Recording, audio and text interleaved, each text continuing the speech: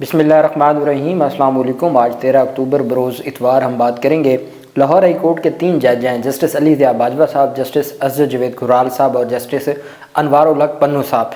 تینوں کا پاکستان تحریک انصاف کے رہنما اور کارکنان کے حوالے سے ایک بڑا فیصلہ سامنے آیا ہے۔ پاکستان تحریک انصاف کے ایک سوشل میڈیا ایکٹیوسٹ کو جو لاپتہ تھے، پھر اس کے بعد ان کو پولیس کسٹڈی میں دے دیا گیا تھا، ان پر مبینہ تشدد کا معاملہ سامنے آیا۔ جب جج صاحب نے اپنے آرڈر میں لکھ دیا کہ تشدد ہوا ہے اور تشدد کرنے والوں کے خلاف کارروائی کا حکم دیا ہے، تو اس کا مطلب ہے کہ وہ معاملہ اب مبینہ نہیں رہا۔ چونکہ عدالت نے اس میں میڈیکل رپورٹ بھی مانگی ہے، تو عدالت نے اس سارے معاملے کے اوپر جو تگڑا ایکشن لیا، اور میں اپریشیٹ کروں گا ان 3 معزز ججز کو، اور میں آپ کو تفصیلات بتاؤں گا کہ کس طریقے سے اب پاکستان تحریک انصاف کے جو کارکنان کی بازیابی کا معاملہ ہے، لاہور ہائی کورٹ میں بھی اب چیزیں تبدیل ہونا شروع ہو گئی ہیں۔ اس کی تفصیل میں آپ کے ساتھ شیئر کروں گا۔ سب سے پہلے میں آپ کو بتاتا چلوں، ایک تو پاکستان تحریک انصاف کے سربراہ عمران خان کی جو جیل میں صورتحال ہے، اور جس کے حوالے سے پاکستان تحریک انصاف تشویش کا اظہار کر رہی ہے۔ پاکستان تحریک انصاف نے دعویٰ کیا ہے کہ امریکی کانگریس نے سیکرٹری آف اسٹیٹ کو مراسلہ لکھا ہے، جس میں مطالبہ کیا گیا ہے کہ اڈیالہ جیل میں قید عمران خان کی تحریری اپڈیٹ ماحول مہیا کرنے کی درخواست کی گئی ہے، ان کی صحت کے حوالے سے اور ان کے موجودہ جو صورتحال ہے۔ سماجی روابط کی ویب سائٹ ایکس پر امریکہ میں پی ٹی آئی کے آفیشیل اکاؤنٹ پر ایک پوسٹ میں بتایا گیا ہے کہ مراسلہ پاکستان کاکس کے چیئرمین ٹام سوازی اور جیک برگ مین نے لکھا۔ گزشتہ ماہ امریکی کانگریس میں پاکستان کے جو حوالے سے عمران خان کے حوالے سے کہا گیا تھا کہ ایک جو ٹام سوازی پاکستان کاکس کے سربراہ بنے تھے، اور انہوں نے کہا تھا، جو چیئرمین بنے تھے، انہوں نے کہا تھا کہ وہ نومبر میں پاکستان کا دورہ کریں گے اور عمران خان سے ملاقات کریں گے۔ ٹویٹ میں بتایا گیا ہے کہ جو درخواست کی گئی ہے کہ عمران خان، ان کی قید، پاکستان تحریک انصاف کے کارکنان کا احتجاج اور عمران خان کی قید تنہائی سے متعلق متعدد رپورٹس کی روشنی میں درخواست کی جاتی ہے کہ اس بابت تحریری طور پر اپڈیٹ تازہ معلومات دی جائیں۔ امریکی اراکین کانگریس نے مراسلہ میں یہ بھی کہا کہ اس معاملے پر ہر 3 ماہ کے بعد ہمیں رپورٹ فراہم کی جائے۔ یہ پاکستان تحریک انصاف کے سربراہ عمران خان کے حوالے سے یہ تفصیلات بین الاقوامی سطح پر یہ تفصیلات سامنے آئی ہیں۔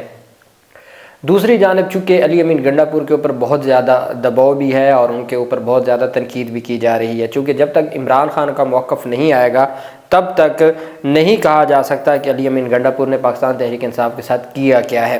ڈی چوک پر جب ایک پورا پاکستان تحریک انصاف کے لوگ اتنا لمبا سفر کاٹ کے اور وہاں پہنچے اور ایک پورا انوائرمنٹ بنا، اور ایسے میں گنڈا پور کی جانب سے خاموشی سے چلے جانا کے پی ہاؤس میں، اور وہاں سے پھر 24 گھنٹوں بعد اسمبلی پہنچ جانا، اور پھر کہانی ایسے سنانا کہ جیسے وہ کوئی عام آدمی تھا اور وہ چھپ چھپا کے پشاور پہنچ گیا ہے، تو یہ جو ساری چیزیں ہیں اس کے اوپر عمران خان کی جانب سے موقف آتا تو پھر تو چیزیں کلیئر ہوتی۔ اب کچھ پاکستان تحریک انصاف کے حلقے وہ بھی ہیں جو گنڈا پور پر الزام لگا رہے ہیں کہ ان کی ایما پر حکومت نے عمران خان سے ملاقات پر پابندی عائد کی ہے، چونکہ ان کا اصل جو کٹا چھٹا ہے وہ کھل جائے گا، اور پاکستان تحریک انصاف کے لوگوں میں سے چند ایک کو یہ بھی ہے، جو سینئر قیادت ہے ان کو علی امین گنڈا پور کے اوپر اعتماد ہے، وہ شاید کوئی ایسی چیزیں ہیں جو ان کے نالج میں ہوں اور وہ ابھی پبلک نہ کرنا چاہتے ہوں، اور اس وجہ سے وہ علی امین گنڈا پور کے ساتھ کھڑے ہیں۔ اب علی امین گنڈا پور کو دیکھنے سے یا ان کا جو بیک گراؤنڈ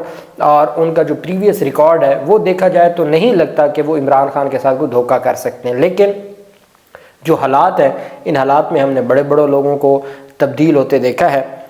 اب بہت زیادہ دباؤ تو تھا، پہلے علیمہ خان بات کر لیتی تھیں، انتظار پنجھوتا بات کر لیتا تھا، سارے جیلوں میں ہیں، کوئی لاپتہ ہے، تو اب علی امین گنڈا پور کے اوپر تھا کہ آپ نے عمران خان کی صحت کے حوالے سے کیا کردار ادا کیا، چونکہ مختلف سرکاری میڈیا کے ذریعے جو اڈیالہ جیل کے سپرنٹینڈنٹ ہیں ان کا پیغام یا ان کی جانب سے جو موقف ہے وہ دیا جاتا رہا کہ عمران خان ٹھیک ہے، عمران خان کے جو دانت کا پرابلم ہے ان کے جو ڈاکٹرز ہیں انہوں نے چیک اپ کیا ہے، ان کی نہ بجلی کاٹی گئی ہے، نہ ان کی ایکسرسائز میں کوئی خلل آیا ہے، اور وہ اپنی روٹین میں جو ان کا ایک پروسیس تھا وہ جاری ہے۔ لیکن پاکستان تحریک انصاف کے کارکنان کا علی امین گنڈا پور سے مطالبہ تھا کہ آپ پختون جرگہ کے وقت جب حکومت آپ کے پاس آئی، گھٹنے ٹیک دیے، تو آپ عمران خان سے ملاقات کا تو کم از کم منوا سکتے تھے۔ اب علی امین گنڈا پور نے موقف جاری کیا ہے۔ علی امین گنڈا پور نے کہا ہے کہ عمران خان کی خیریت سے متعلق خدشات پر وفاقی حکومت سے فوری جواب دینے کا مطالبہ کیا ہے۔ اپنے ایک بیان میں علی امین گنڈا پور نے کہا کہ عمران خان کی خیریت ان کے لیے مقدم ہے اور اولین ترجیح ہے۔ انہوں نے یہ بھی مطالبہ کیا کہ عمران خان سے ان کے ڈاکٹرز اور وکلاء کی فوری ملاقات کرائی جائے اور جبکہ عمران خان کی بہنوں اور دیگر کارکنان کو فوری رہا کیا جائے۔ گنڈا پور نے کہا کہ ہمیں احتجاج پر مجبور نہ کیا جائے اور سابق وزیر اعظم کی خیریت کے بارے میں تشویش کو دور کیا جائے۔ پاکستان تحریک انصاف کے جو رہنما ہیں ان کی جانب سے یہ کہا گیا ہے، شیخ وقاص اکرم جو کہ پاکستان تحریک انصاف کے ترجمان بھی ہیں، وہ کہتے ہیں کہ پاکستان تحریک انصاف کے 58% جو عہدیداران یا قائدین ہیں وہ اس بات پر انہوں نے رضامندی ظاہر کی ہے کہ 15 اکتوبر کو ہمیں ہر صورت احتجاج کرنا چاہیے ڈی چوک، اگر ہمیں عمران خان سے ملاقات نہیں کروائی جاتی یا عمران خان سے ہماری بات چیت نہیں ہوتی۔ اب حکومت اگر تو چاہتی ہے کہ شنگھائی تعاون تنظیم کا جو سربراہی اجلاس ہے وہ چونکہ وہ ایک انٹرنیشنل ایک ایونٹ ہے اور اس میں کوئی شک نہیں ہے کہ وہ پاکستان کے لیے بہت اہم ہے، لیکن ایک انسان کی اور پاکستان کی سب سے بڑی سیاسی جماعت کے لیڈر کی جو زندگی ہے یا اس کی صحت ہے وہ بھی اہم ہے، اور اس کے اوپر حکومت اگر نہیں چاہتی کہ خلل ڈالنا تو پہلے بھی تو ملاقاتیں ہوتی تھیں، وکلاء کو ملاقات کرنے دی جائے تاکہ تسلی ہو جائے گی اور آپ کو خیریت سے آپ ایک کانفرنس کروائیں گے۔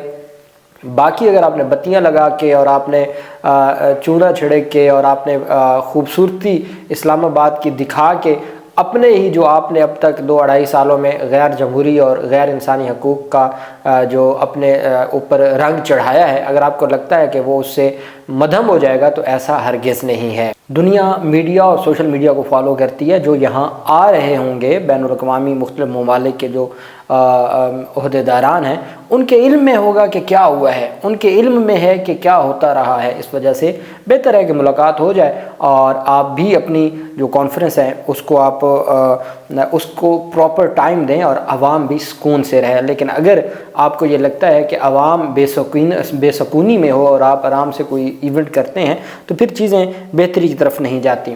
دوسری طرف نیا پاکستان جو ڈیجیٹل ایک نیٹ ورک ہے اس سے جڑے شیخ آغا سرور یہ ان میں سے ہیں جو احتجاج کے دوران لائیو آپ کو کوریج دیتے ہیں یا جو بھی ایونٹ ہوتا ہے، اور ان کی جانب سے، اور یہ جو ڈی چوک پہ بیسیکلی جو معاملہ بنا تھا تو 2 دن پہلے ان کو رات کو اٹھایا گیا، ان کا ایک ویڈیو پیغام بھی آیا کہ جی ہمارے گھر میں پولیس اور باقی لوگ گھس چکے ہیں اور مجھے گرفتار کرنے آئے ہیں۔ وہ ویڈیو پیغام وائرل ہو گیا، ان کی فیملی کی جانب سے بھی ویڈیو پیغامات دیے گئے، تو یہ معاملہ چلا گیا لاہور ہائی کورٹ میں۔ جسٹس اسجد جاوید گھرال صاحب بہت تگڑے جج ہیں، اسجد جاوید گھرال صاحب، ان کی جانب سے حکم دیا گیا اور عدالت نے کہا کہ جی سوموار تک ان کو ہر صورت ان کی بازیابی سے متعلق رپورٹ طلب کر لی تھی، منگل کو 15 اکتوبر کو، اور عدالت نے کہا تھا کہ ہر صورت ان کو بازیاب کروا کے سی سی پی او کو کہا کہ آپ ان کو عدالت لے کے آئیں۔ اب پہلے جب ہم پریویس دیکھتے ہیں تو لاہور ہائی کورٹ میں بازیابی کی جو درخواستیں ہوتی تھیں اس پر ہفتے کی ڈیٹ ہوتی تھی۔ اب ایک بات مجھے معزز جو ہماری چیف جسٹس ہیں عالیہ نیلم صاحبہ، 2 ایشوز کے اوپر تو مجھے ایک اختلاف ہے۔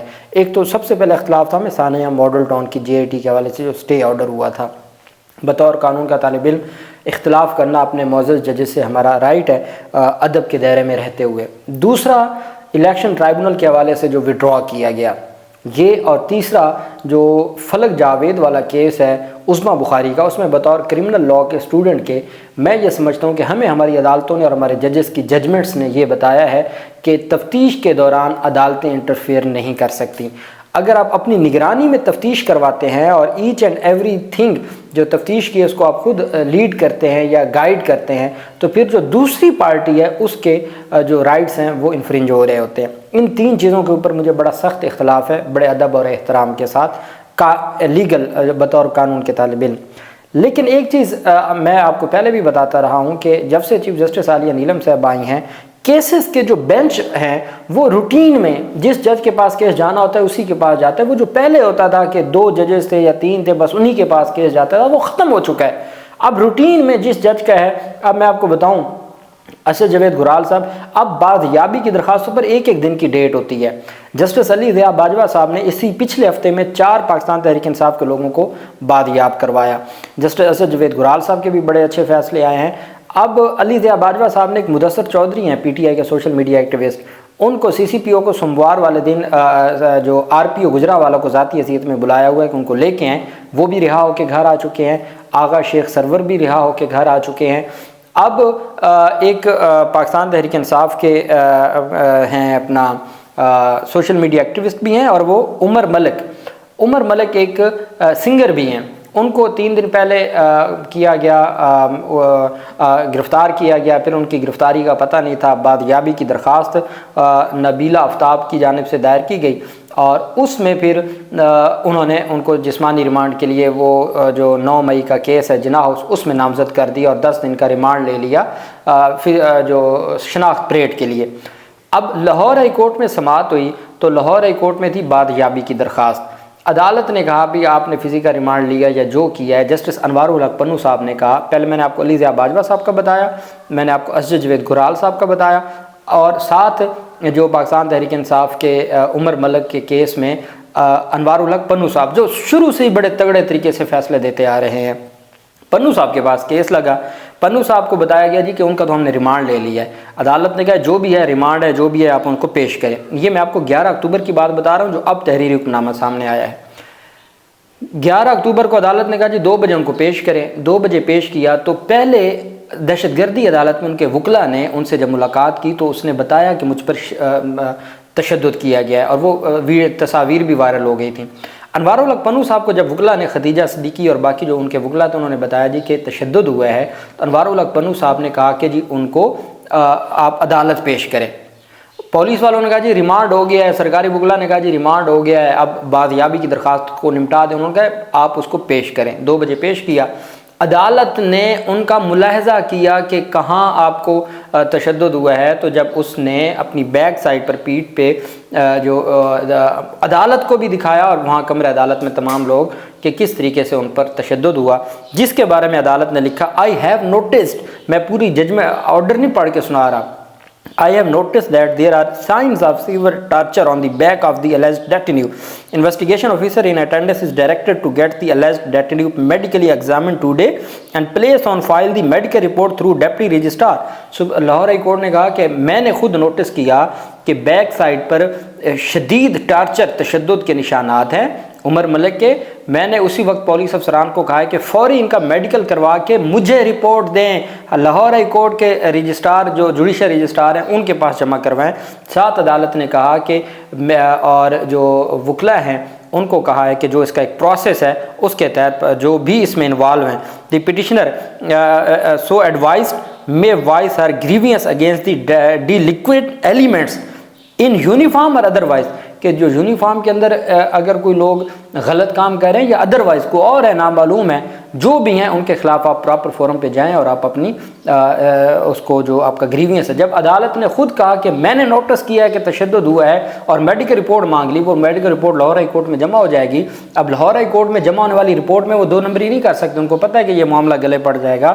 اور ساتھ عدالت نے ان کو کہا ہے کہ آپ جو متعلقہ کیا ہے پولیس کسٹڈی میں تشدد ہے تو ایف آئی اے کو درخواست دی جاتی ہے، ایف آئی اے ساری کارروائی کرتی ہے. تو وہ پروسیس ادھر شروع ہو گیا ہے. لاہور ہائی کورٹ نے خود بھی میڈیکل رپورٹ مانگ لی ہے اور یہ صورتحال ہے. اور اس طریقے سے میں سمجھتا ہوں کہ معزز عدالتیں اگر اپنی ذمہ داریاں نبھانے لگ جائیں تو عوام کو بنیادی انسانی حقوق کا تحفظ ہو جائے. باقی سارے معاملات چلتے رہتے ہیں. اللہ پاک پاکستان کا حامی و ناصر ہو. بہت شکریہ. اللہ حافظ. پاکستان زندہ باد.